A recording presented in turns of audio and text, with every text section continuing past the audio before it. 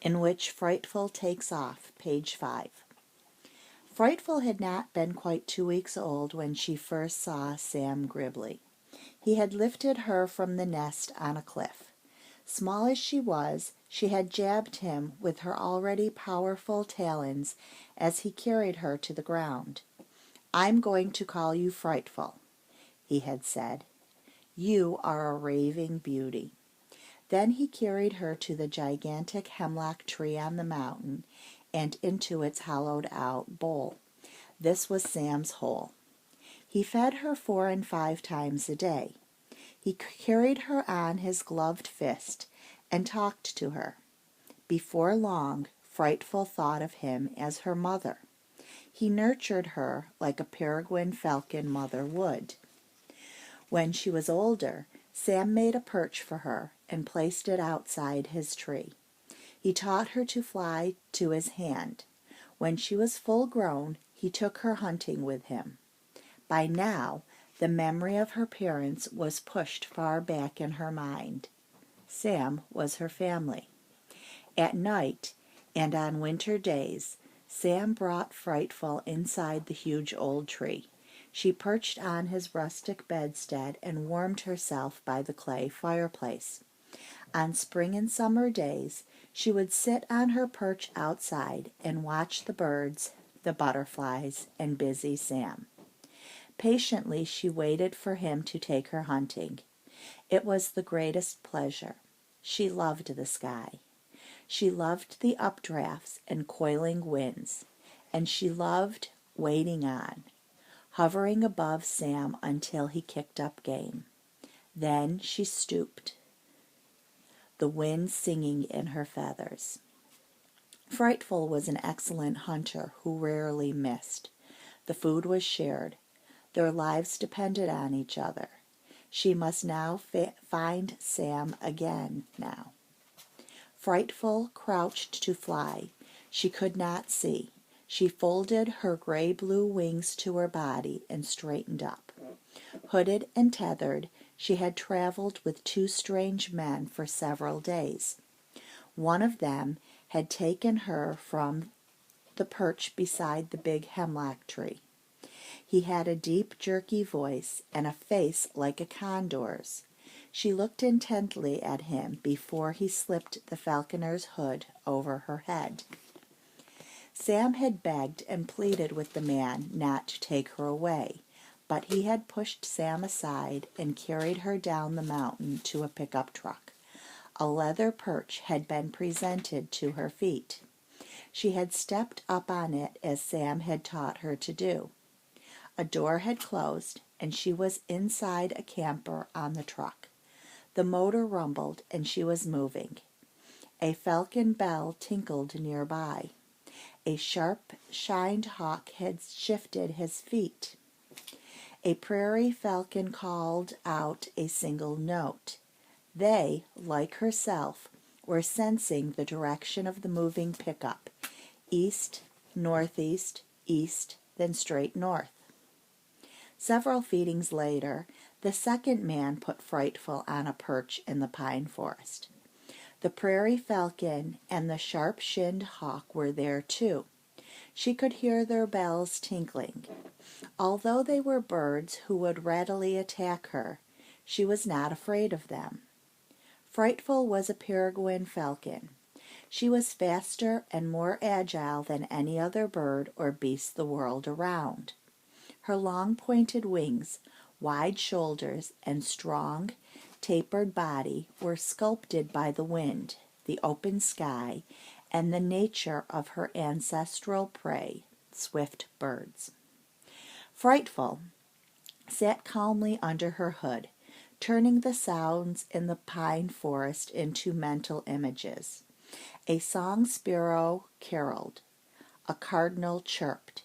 They told her she was in a forest clearing edged with bushes where song sparrows and cardinals lived. And Frightful could see. "Fly," Alice urged.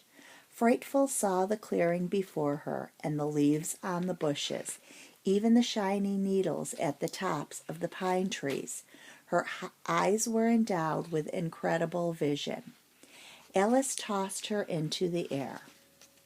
Pulling on her powerful wings, Frightful sped to the top of the tallest pine and alighted on a slender twig. Her large, black-brown eyes observed the forest, the cascading stream, a town tucked into a steep valley, and rolling mountains as far as she could see. She turned her head almost all the way around, but could not see or sense the one mountain among thousands of mountains, the one tree among millions of trees. She must get higher. She flew. Strong wing beats carried her into a thermal, a column of warm air that rises from the sun-heated ground in a spiraling bubble. She got aboard and circled upward 1,000 feet. The view was still unfamiliar. To the northeast, the rolling mountains ended in a steep escarpment. A waterfall plunged down it, falling 200 feet to the ground. Beyond the escarpment stretched a valley almost obscured by industrial haze. Rivers threaded through it. Directly northward, the rugged Adirondack Mountains stood in a green haze above the land. Frightful had not been fed for 10 hours. She was desperately hungry. Her first act of freedom would be to hunt for herself. But the forest was not the habitat she knew. Sam had trained her to hunt in abandoned fields. She circled and waited for him. He did not appear. Frightful flew higher. A movement on the ground caught her eye. Alice was walking on a road that wound through the pine forest. Frightful pumped her wings once and plummeted earthward. When she was 20 feet above Alice's head, she scooped her wings, dropped her secondary feathers, and braked herself. She hovered, waiting on for the girl to kick through the fields and scare up the game as Sam would have done. Alice did not look up. Her eyes were on the road. Presently she came out of the forest into open farmland. Frightful's eyes sought movement. This was the kind of country she and Sam hunted. Tipping one wing, she moved effortlessly over an abandoned field. She waited on for Alice. But Alice did not come into the field.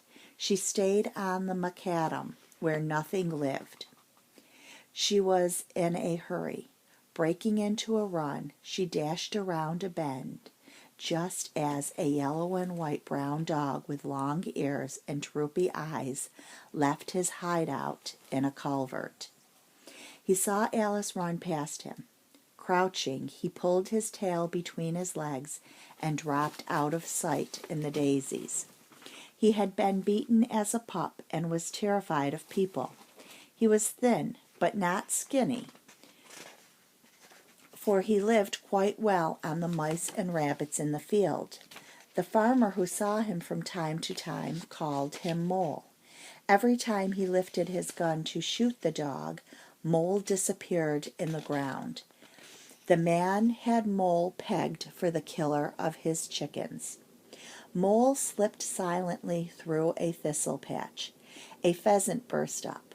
Frightful rocketed earthward. She struck the bird a mortal blow and dropped with it to the ground. Instinctively, she covered the food with her wings to hide it from other predators. She plucked but did not eat. She was waiting for Sam. Mole smelled the dead pheasant and lifted his head above the thistles. Alice was gone, and seeing no other humans, he followed the scent of the game.